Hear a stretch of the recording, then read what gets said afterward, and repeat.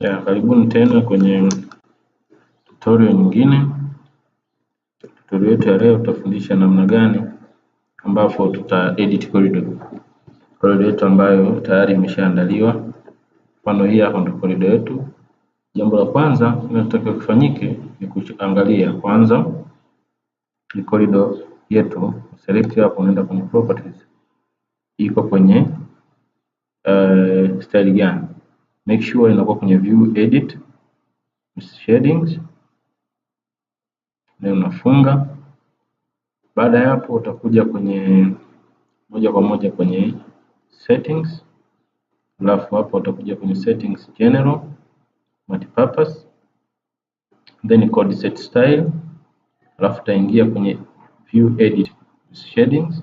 You just double click it, itakuja hapa. Ziko function kama tatu kwenye link, kuna point na shape ambazo zinahusisha code yetu hiyo jinsi ilivyo. Kuja moja kwa moja kwenye link. Hapa kwenye link utakuja kucheki pave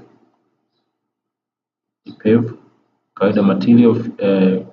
Kwenye pave utaangalia kwenye descriptions, any finished style, pave, label style, iko kwenye view and edit, and material site.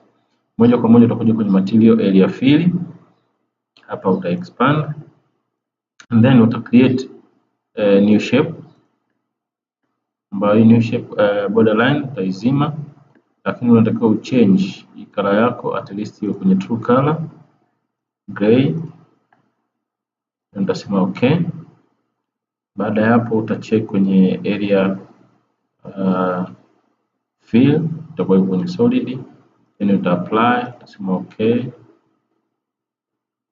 Hapo utakuja kuiselect sasa hii new shape.